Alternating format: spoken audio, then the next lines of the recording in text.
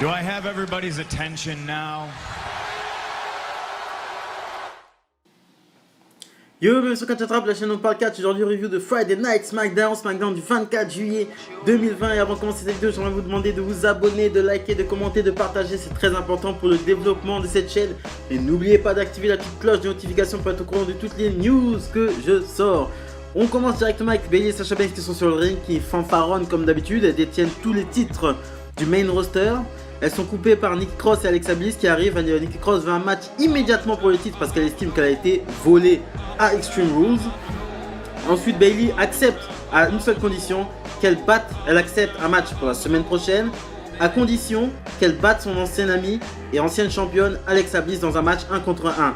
Alexa Bliss est un peu dubitative, dubitative, voilà. Elle hésite un peu, mais Nikki Cross la pousse pour la provoquer. Donc on enchaîne directement avec Alexa Bliss contre Nikki Cross pour le number one contender pour le titre de Bayley. Alexa Bliss affronte sa meilleure amie Nikki Cross qui porte un strap autour de la taille par rapport au coup de poing américain qu'elle avait reçu de Bayley à Extreme Rules. Et c'est grâce à ce strap qu'elle va gagner le match parce qu'à un moment donné elle fait un crossbody. Mais Alexa Bliss l'esquive, elle s'explose contre le ring. Elle vend une blessure, l'arbitre arrête un peu le match. Et au moment où l'arbitre arrête le match, elle surprend Alexa Bliss avec un roll-up. Donc victoire de Nikki Cross, une victoire un petit peu volée. Là vous pouvez voir sur la photo, Nikki Cross un visage vraiment de heel, une tête de heel. Donc peut-être début de la dissension entre les deux. Donc ça veut dire que ce ne sera pas Bayley et Sasha Banks, ce sera potentiellement plus Alexa Bliss et Nikki Cross qui partiront dans un heel turn. Pourtant, j'avais l'impression, les officiels, j'avais entendu dire que les officiels aimaient bien cette équipe. Ça faisait un peu comme la Rock and Sox Connection, c'est pas nouveau, hein, mettre une folle avec une catcheuse un peu plus normale.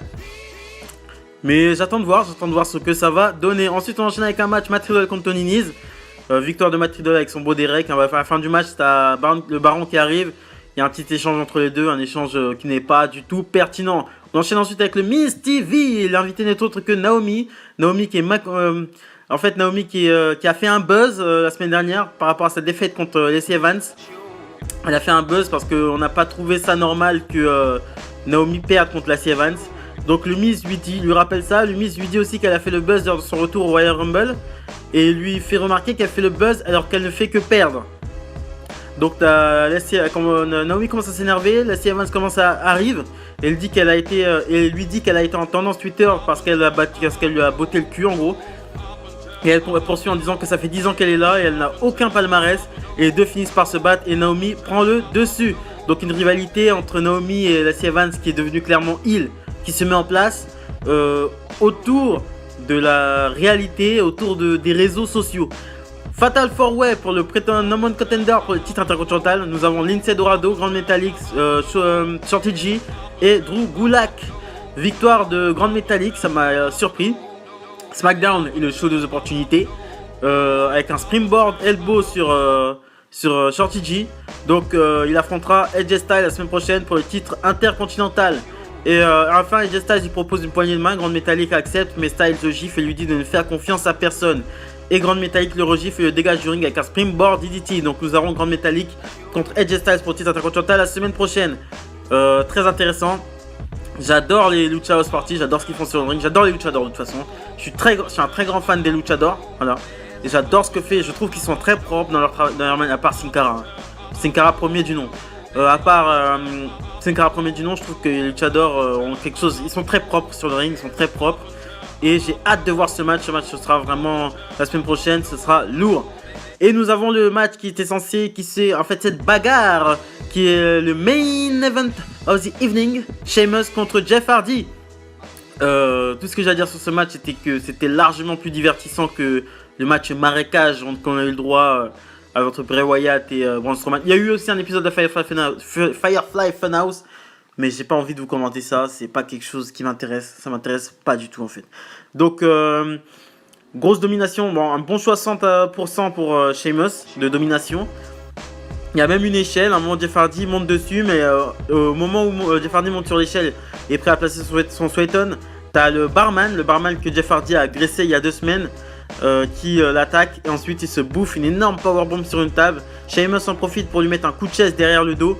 Mais et ensuite il lui met coup de chaise derrière le dos, il lui dit Sweet Dreams, et ensuite il lui met un chapeau sur le visage. Et ensuite il appelle un arbitre. Et au moment où il enlève le chapeau du visage de Jeff, Jeff est maquillé en Extreme Enigma. Ses yeux deviennent blancs. Il est comme possédé. Il se lève. Nouvelle Hulk Hogan, quoi. Deuxième force. Voilà, retour. Il explose une bouteille sur la tête de Sheamus. Monte sur une échelle et place son Sweat and Bomb, son Sweat-On sur Sheamus qui était clairement. Il y a eu Jeff Hardy en hauteur. Il a placé son Sweat-On et on voyait. La caméra était faite de façon à ce qu'on voit pas la chute. Et on voyait très bien que Jeff Hardy avait chuté sur Sheamus, mais c'était un truc mou, on voyait bien que c'était un peu surélevé, on voyait bien que c'était un matelas, quoi. Parce que ça, d'où tu fais un sweat-on sur quelqu'un sur le sol et que la personne rebondit. Et donc il y a eu des cuts et tout, donc voilà, la victoire de Jeff Hardy qui bat Sheamus pour la première fois et qui bat entre guillemets aussi son alcoolisme, voilà. Donc il y a eu un fait très, très intéressant pendant le SmackDown. Kofi Kingston, on voit Kofi Kingston sortir de chez le médecin et il dit à Big E qu'il sera absent pendant les 6 prochaines semaines et que c'est le moment pour Big E de montrer de quoi il est capable. Donc teasing de Big E en solo, je suis grave hypé. 6 semaines pour faire ses preuves. Je pense que pendant 6 semaines on va le voir Big E, on va le voir et j'espère qu'il va nous faire quelque chose d'intéressant. C'est sa chance, il faut qu'il la saisisse. Il a déjà eu des titres solo, il a été champion, c'est le deuxième champion NXT, Big E, faut pas l'oublier. Et c'est aussi un champion, il a été aussi champion intercontinental, il avait battu Dolph Ziggler je crois à l'époque pour le devenir. Et j'espère que, voilà, j'espère qu'il y a de la place, j'espère qu'il y aura de la place à SmackDown pour Big E. Et j'espère que, bon, il a 6 semaines. 6 semaines pour se lancer en solo, c'est pas beaucoup. Mais vu comment il est déjà over et vu comment nous tous on attend ça, je pense que ça va. Il faut capitaliser sur Big E. Et puis Big E est hyper drôle. Donc j'attends de voir ça avec impatience. On enchaîne avec une petite news dont je vous ai parlé un peu dans l'autre vidéo. Undertaker sur TikTok, il a 55 000 abonnés. Bon, après la raison c'est tout simplement parce que maintenant il a plus de matchs derrière lui que devant. Bon, il en a plus devant, voilà, c'est fini. Undertaker prend sa retraite et tout simplement c'est une solution un peu marketing. Maintenant que sa carrière est terminée, il est devenu une marque. Undertaker est devenu une marque et il peut la développer sur différents réseaux sociaux et rentabiliser tout ça. Donc voilà, c'est ce que je pensais du SmackDown 22 juillet 2020. Likez, commentez, partagez, c'est très important pour le développement de cette chaîne. Et n'oubliez pas surtout d'activer la petite cloche de notification. Bien sûr si ça vous a plu. Hein. La petite cloche de notification pour être au courant de toutes les news WWE. Voilà, c'était moi, Catch Attrape.